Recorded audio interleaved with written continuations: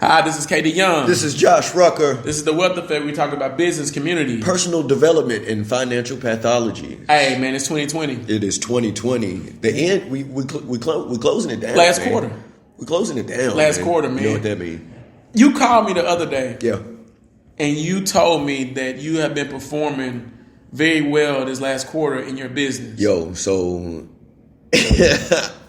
I'm super excited about Q1 2021 because like what I'm projecting, like for my business, at least 300% growth, at least, right? Ooh. Just because I'm gonna say three reasons. Explain those three. One, I'm a hell of a CEO. You know, I'm a hell of an operator. Two, alignment. Alignment is everything. We touch on alignment a lot. Why? Because it fucking matters, right? Let's pause, bro. Pause. With right. alignment real quick. Let's stay there, yeah. And I want to because I want people to understand that right now, this generation is real big on cutting people off. Mm-hmm. But the question is, it's not just about cutting people off. It's who are you cutting off? Who are you cutting, right? Now, let's start with cutting yourself off first. Uh-oh. From environments and people who no longer serve your purpose. Cutting yourself off first, not other people, not grandma, not the negative auntie. Right. Cut yourself off first. Yeah. Sometimes you need to go into solitude. You got to. To get into alignment. You got to. Man, with that solitude, man, there comes a quiet. Shit gets real quiet, man. Yeah. And all you left with are your thoughts. It's you and you. I don't think people can deal with their thoughts, bro. Whitney Houston said you can't run from you. People do it all the time. And they try to, bro. And that is such a unhealthy way of living. But just from a mental and just on spiritual, like. But think in your mind, I'm going to think in mine, and people think in yours too. How many people do you see running away from themselves? It's like the dog chasing his tail. Yeah. And it's you're going around in circles. And what does this look like? Because a lot of people may not be able to, contextualize. What does this look like in real life? You ever seen those people or know those people that seem like, or maybe you've been in this this situation where it seemed like they just stuck, right? Like no matter what they do, like a month from now, you'll check up on them. You'll run into them maybe in the grocery store or something. You know how life happens, and they in that same position that they was the last time you seen them? I don't think people understand this, Josh. Your life right now is nothing more than a reflection of the story that's going on in your head. Man, look. I want y'all to listen to what I'm saying right now. Your life right now is no more than a reflection of the story that's going on in your mind. Mm-hmm. So if in your mind everything is bad, your life is going to reflect that everything is bad. Listen, I'm so big on mindset because that shit matters. Like, it's so deep that mentally, you have the power mentally, negative or positive. Let's go on the negative. You can physically make yourself ill. Yeah. That's what illness is. Exactly. Just constantly having negativity, in your own mindset, and you're just consuming that. But that's self. But that's self. But then let's talk about environment with alignment, because self got to have that mind together with self. Yeah. Let's talk about environment, because you got nature versus nurture. That's your nature. Exactly. Your nature determines your nurture when you get to a certain level of maturity. You see what I'm saying? You'll come into the understanding that you have certain powers, certain abilities, to change your environment or to dictate your life. I mean, the one thing is that I feel like people haven't learned the power of no. Simply saying no and sticking to that no to protect their energy and their space. Mm-hmm. Setting boundaries is everything. I'm not going to tell people to just say no because I think there's a power in saying yes. It is. I agree. But there is most definitely power in knowing when to say no. One of my mentors taught me this. Because I've been saying yes a lot. When you say yes to something, you're saying no to something else. Definitely. Because then you have to start getting in alignment with your time. Mm-hmm. Getting in alignment with your time is also part of divine timing. Yeah. That makes sense. Yeah. So Simply, if you wake up in the morning and you say yes to things that you've always been doing, and those things have not been serving you well in your life, you're going to get more of that. Mm-hmm.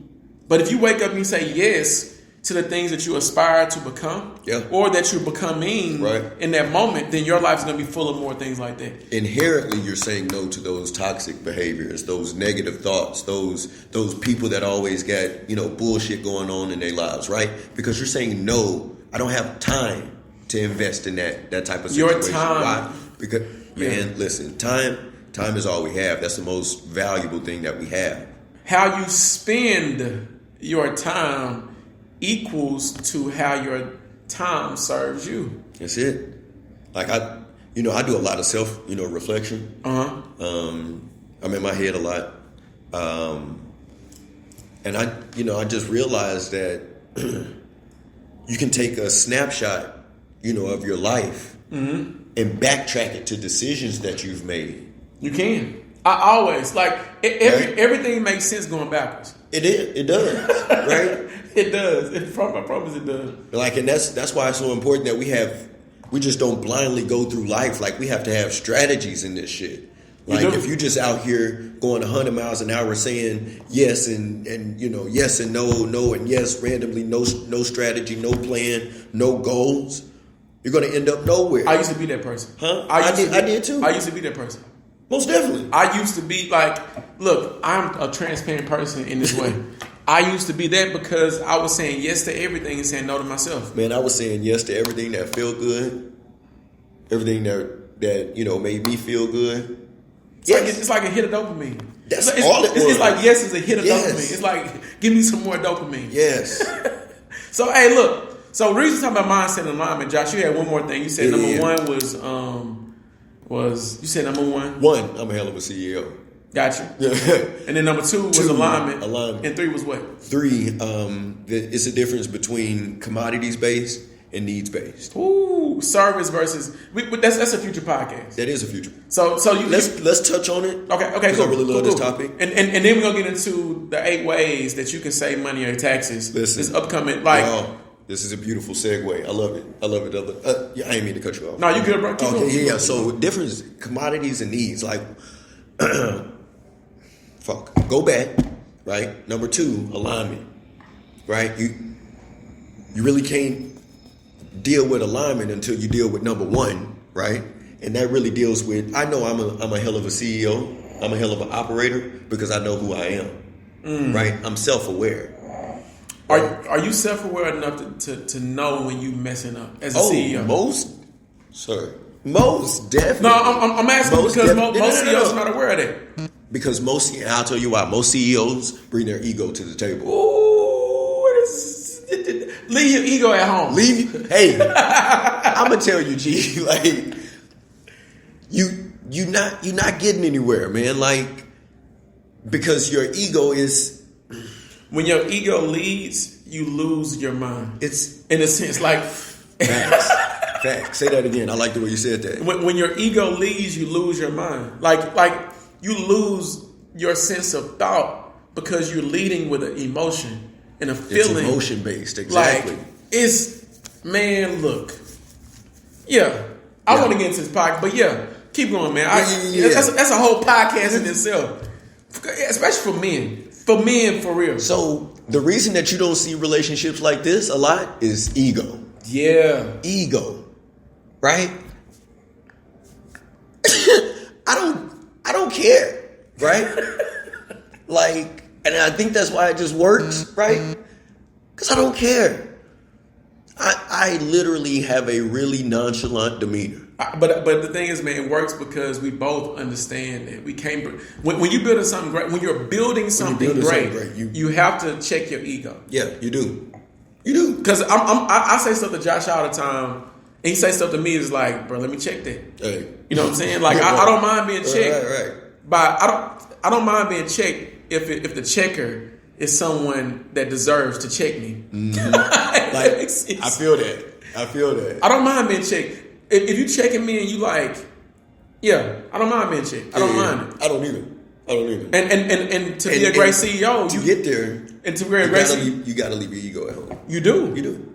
I don't mind being checked. That's cool. Especially with my clients. Tell me. Like, I had one client tell me, hey, bro, the only time that you get stuff done is when I send reminder messages. Mm-hmm. I had to look at myself to say, you know what? You're right. That may be true. You're right. But on the other side of me, I'm thinking my processes are not complete. Exactly. You know what I'm saying? I don't have good processes. Exactly. So let me fix my process. So, and this is what I've noticed a lot too. A lot of, I don't know if I just want to put this on men, but I'll say entrepreneurs, a lot of business owners, we take shit personally. Right? When it comes to our business, it's our baby. It's your baby. Right? Like if I call your kid ugly, like you're going to want to fight.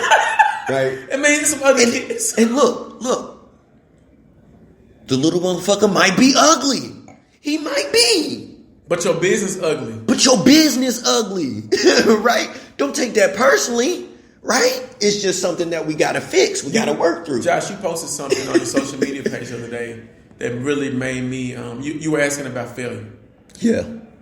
Yeah. And I think I responded that failure is nothing more than a reflection of things that you need to focus on. That's it. Like, I mean, it's just that simple. If we all out on a basketball court and, I miss free throws. Right, and I'm missing free throws, then obviously there's something mechanically that's not happening right. For the free throw. Now, maybe if I take, 5 feet back and I'm behind the 3, I'm good. Because that's different mechanics. Because that's different mechanics. But I got to shoot That's free a throws. different... let's bring it back home because that's a different lane of business, right? I might be bomb at fucking marketing, right? But I might be slipping on the finance part. That's real. Mm-hmm. Equate that to your personal life too. Man, let's start this fucking podcast. We already started, bro. We in it. Man, we in here, man. Look, because the first 3 things have been about transparency. Because this is real. It's 2020. Like, look, people, look. I'm telling you right now. It's not. You're not getting this everywhere. And I'm saying this because things are about to be where you're not gonna get this everywhere. Not this amount of truth for free. People charging people for stuff like this. Definitely.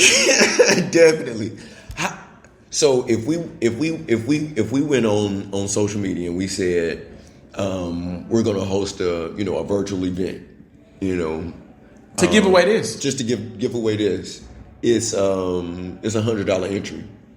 How many people you think we I'm gonna tell you not many because most people go Google Ooh, you know what? People go Google stuff. This reminds, keep going. Because it's like when you Google without context, you end up destroying yourself. Rewind. Say that one more again. When you Google without context, you end up destroying yourself. Like we're about to go over these 8 ways you can save money on taxes right now.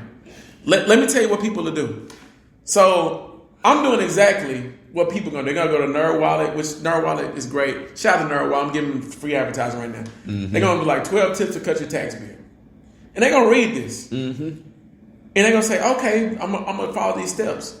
But when it's time to file your taxes and it's time to make this stuff make sense on the paperwork you file for your taxes, that's when you have to come to people that have been doing this for 15 years. That's it. Because your comprehension, your context is based on the consumer. Yeah. When the IRS look at your taxes, it's based on the IRS. Mm-hmm. That plain and simple, right? It's that simple. Yeah. So we're about to go over these steps, and I'm gonna give you what Google says.